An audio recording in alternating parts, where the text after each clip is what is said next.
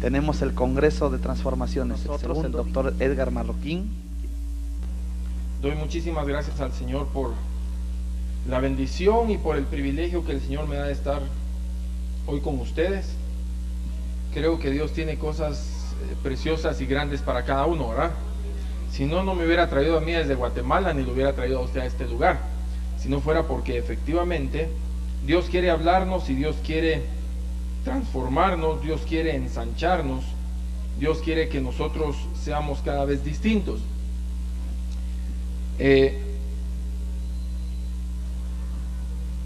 Hace unos momentos que veníamos en el coche para acá, veníamos comentando con los hermanos acerca de que hay pensamientos, formas de pensar más que pensamientos. Una forma de pensar se llama un paradigma, que nos han sido a nosotros trasladados, inyectados en la iglesia, y que yo no creo que hayan sido trasladados con una mala intención, pero al final el fruto de esos pensamientos que nos fueron trasladados han sido negativos para nuestra vida, porque veníamos hablando acerca de la importancia de ser como hijo de Dios, ser una persona próspera. En nosotros normalmente se nos ha enseñado en la iglesia que para ser un hijo de Dios humilde, exitoso delante de Dios, tenemos que ser, gracias, bueno, tenemos que ser andar en grandes necesidades, ¿verdad? Tenemos que ser pobres, mientras menos tengamos. Casi nos dicen, mire usted, para ser un hijo de Dios y poder alcanzar almas tiene que dar lástima, ¿verdad? O sea, esa es la forma en la cual nos han enseñado, esa ha sido la forma en la cual nosotros hemos sido creados. Bueno, yo, gracias a Dios, la formación que Dios me ha dado en el Señor ha sido una formación muy agresiva en el área. No estoy hablando de la prosperidad como una doctrina, porque muchos se refieren a la prosperidad como una doctrina.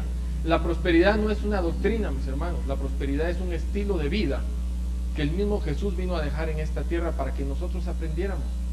Nos dice el libro de Proverbios que en una ciudad la cual era asolada y era atacada, había un hombre sabio pero pobre, que podía salvar la ciudad, pero nadie lo escuchaba.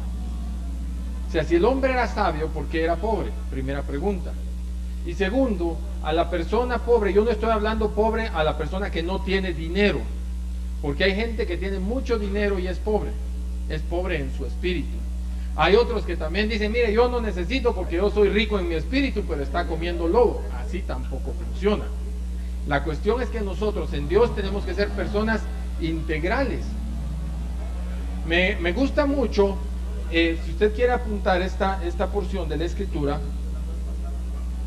está en el libro de Génesis, en el capítulo 39, y habla acerca de uno de los siervos del Señor, José. Génesis capítulo 39, versículo 1 al 4. Lo que hoy le voy a hablar a usted en esta mañana habla acerca del poder de la visión. O sea, ¿qué es visión? ¿Qué es tener visión? ¿Por qué tenemos que tener visión? ¿Para qué sirve la visión? Pero para ello nosotros tenemos que establecer ciertas bases inicialmente. Y una de ellas, como les decía, es que lamentablemente se nos ha enseñado que mientras más pobres nosotros somos más humildes, y eso es mentira.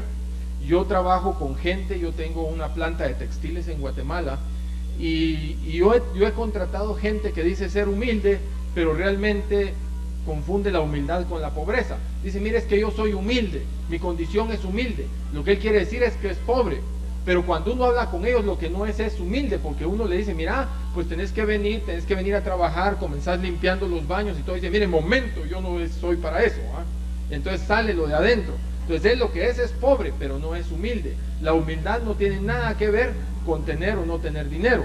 Claro, si no lo sabemos manejar, sí nos va a afectar interiormente. Pero yo conozco gente que tiene millones de dólares y es gente humilde. ¿verdad? Gente que se sienta a comer con sus empleados, gente que no tiene problema de esto, de aquello y lo otro. Eso sí realmente es ser humilde. Entonces, la humildad no es una cuestión de tener o no tener dinero, sino que es una actitud de condición, del corazón. Entonces a nosotros en nuestras iglesias nos han enseñado que mientras más pobres seamos, más humildes nosotros somos, y entonces más vamos a accesar nosotros a la presencia del Señor. Y eso no es cierto. Porque cuando usted comienza a ver los ejemplos de personas a las cuales Dios a nosotros nos habla en la Escritura, todos eran exitosos.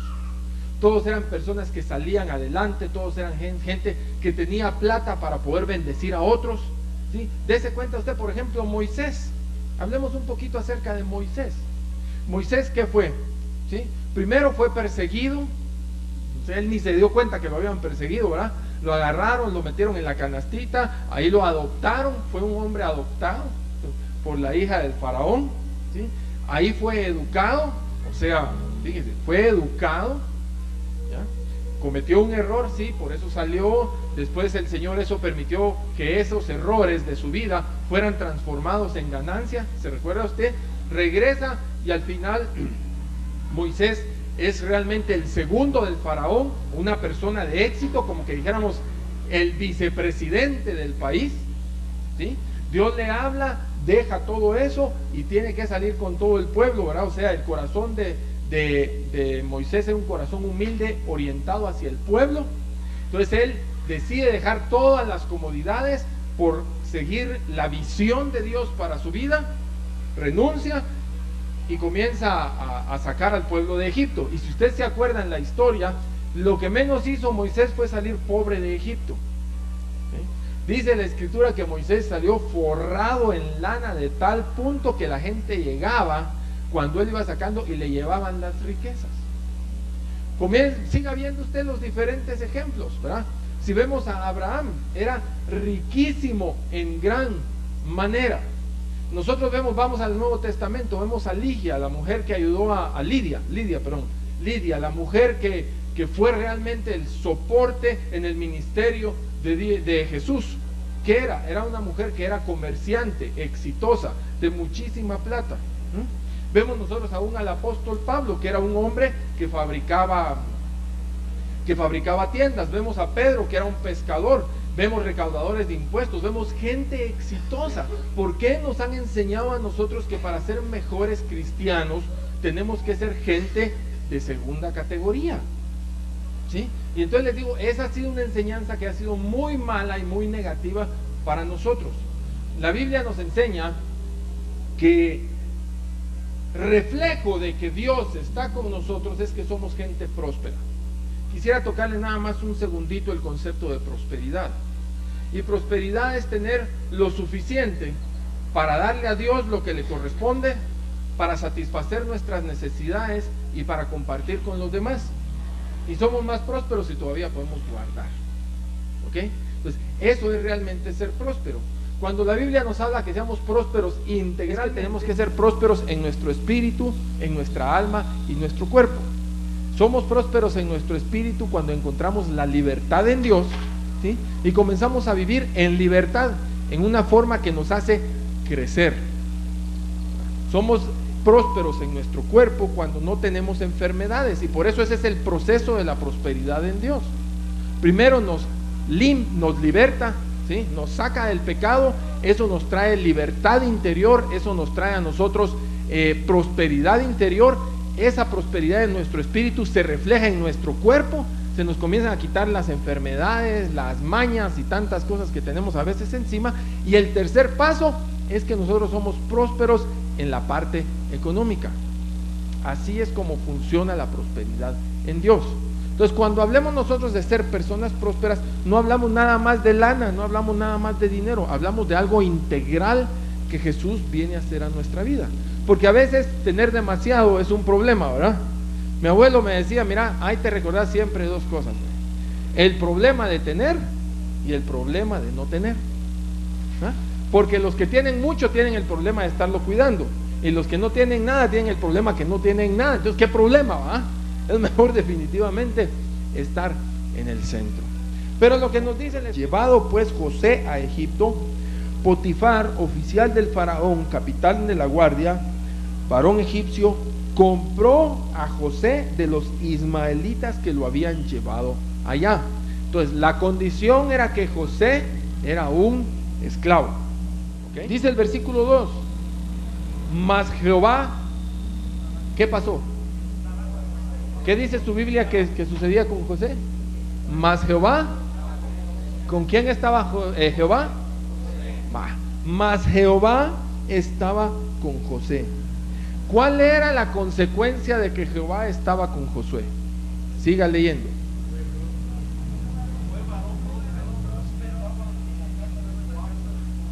Fue varón próspero y estaba en la casa de su amo en Egipto. O sea, como decimos nosotros en Guatemala, José estaba rayado, no tenía ni que mantener casa, ¿o no? No tenía ni que invertir en la casa, ¿cierto o no? Porque uno lo primero que diga, no, pobrecito, era el esclavo, se lo va a estar llevando el río, le va a estar yendo horrible. Perdón si hay alguna expresión que yo diga que suena mal, pero no es que yo le esté diciendo mala. Oye, es que tenemos que convertir la prédica del chapín al mexicano. Entonces vamos a necesitar un intérprete ahí, tal vez José Mejía.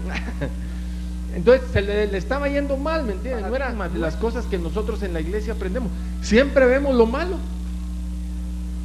José tenía dos formas de ver su estado. O miraba lo malo que le estaba yendo siendo esclavo, o podía ver lo bueno que le estaba yendo viviendo en el palacio de Potifar, no teniendo que invertir en casa. Fíjense que José ni se preocupaba de ver cómo ganar para llevar alimento a la casa, ¿o no? Porque lo único que hacía era trabajar y administrar. Si usted se da cuenta, de la familia, las que mejor están en las casas son las empleadas de servicio doméstico.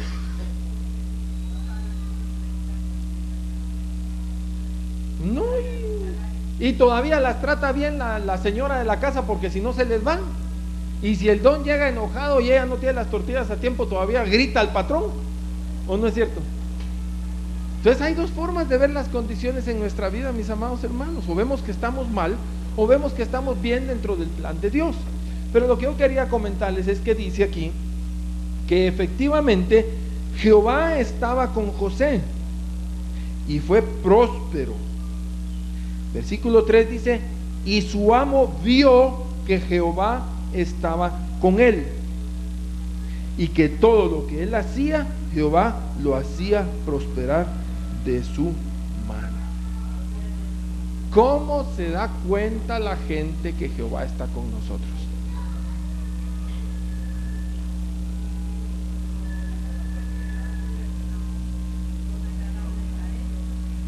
Cuando las cosas que nosotros realizamos son agradables a ellos, por el fruto. ¿Qué fruto?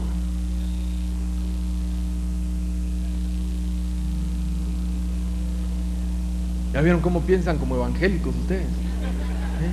Hay gente que no sabe ni quién es el Espíritu Santo. En nuestro trabajo, por lo regular, no van a saber. Usted llega con el jefe y le dice, me siento bendecido, y se le va a quedar viendo diciendo, o le va a decir, ¿y a mí qué me importa? ¿O no? Pero dice la Escritura que Potifar se daba cuenta que Dios estaba con José, porque José era prosperado. Ahora fíjese que José era un esclavo, y como esclavo estaba siendo prosperado. Era una vida completamente distinta a la que José estaba llevando, que hacía que impactara la vida de su amo.